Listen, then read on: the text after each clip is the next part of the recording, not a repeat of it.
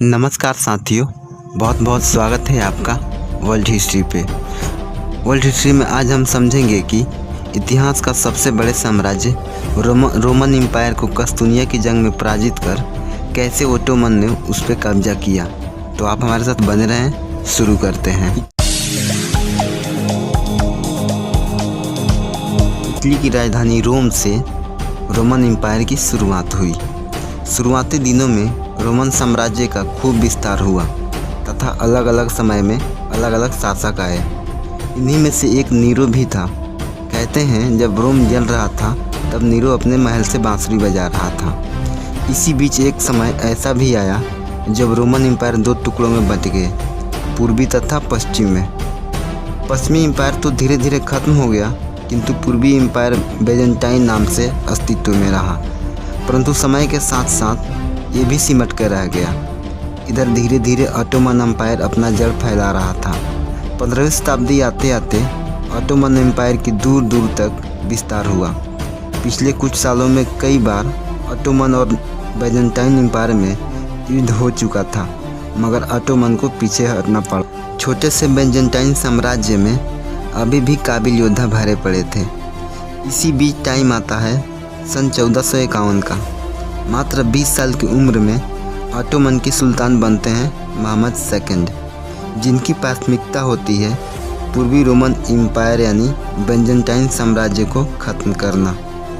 6 अप्रैल 1453 को ऑटोमन उस्मानी सुल्तान मोहम्मद सेकंड अपने सैनिकों के साथ बेजेंटाइन की राजधानी कस्तूनिया, आज का इस्तांबुल, पहुंच जाते हैं।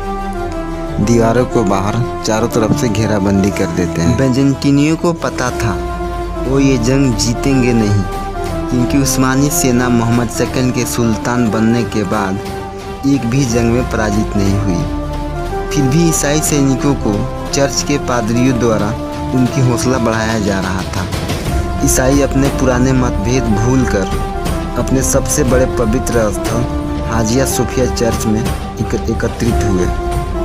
बेजेंटाइन सम्राट कॉन्स्टेंटाइन और पादरियों के बीच बात विचार करने के बाद दीवारों की सुरक्षा बढ़ा दी गई। उस्मानी सेना दरवाजे को तोड़ने के लिए प्रहार करती रही। इधर समुद्र में खड़ी जहाज़ों ने तैनात तोपों से आग बरसाना शुरू कर दिया।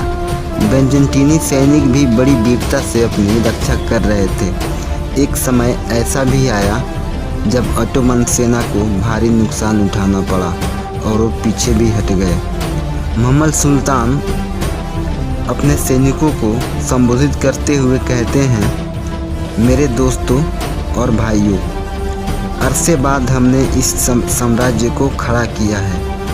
अगर इस जंग में हमारी हार होती है तो याद रखना, इस धरती से हमारा अस्तित्व मिट जाएगा। अगर इन्हें हम नहीं मारेंगे तो ये हमें मार देंगे। तो चलो आगे बढ़ो, लड़ो और जीत कर इस बेजेंटाइन पे अपना झंडा लहरा दो। अब क्या था, ऑटोमन सेना टूट पड़ी। दरवाजे कमज़ोर हिस्सों पे हमला करने लगी, जिसके कारण कुछ ही देर में दरवाज़ा टूट गया। इसके साथ ही नगाड़े, तबलों और रणभेदी बिगुल के शोर ने रात को चुप्पी को तार तार कर दिया। लेकिन इस कान फाड़ती शोर में भी उस्मानी फौज की गगनभेदी नारे साफ सुनाई दे रही थी, जिन्होंने किले की कमज़ोर दीवारों पे हमला बोल दिया था। इस 1.5 महीने की घेराबंदी और जंग से बेजेंटीनी सेनाओं की हौसला पस्त हो गया था, मगर फिर भी वो अपनी जान के परवाह किए बिना अपने लोगों की रक्षा करते रहे। चर्च की घंटियां ज़ोर ज़ोर से बजाई जाने लगी ताकि जितना हो सके उतना लोग जान बचाकर यहाँ से भाग निकले। एक इटालियन डॉक्टर जो उस दिन वहाँ मौजूद थे, वो लिखते हैं, सफ़ेद पगड़ियाँ बांधे हुए हमलावर आत्मघाती शेरों की तरह हमला करते थे। उनकी नारे और नगाड़े की आवाज़ ऐसी थी जैसे मानो वो इस दुनिया से ना हो। सूरज के पहले किरण के साथ ही बेजेंटाइन झंडे को किले से हटाकर एक उस्मानी सैनिक द्वारा उस्मानी झंडा लहराया गया। बेजेंटाइन सम्राट कॉन्स्टेंटाइन के मृत्यु के साथ ही इस जंग का अंत हुआ। सुल्तान मोहम्मद शाह ने थोड़ी सी धूल उठाकर अपने माथे पे लगाया। आखिरकार 700 सालों के संघर्ष के बाद मुसलमान कस्तूनिया पे विजय प्राप्त कर चुका था। इधर 1517 सालों के बाद रोमन साम्राज्य का अंत हो गया।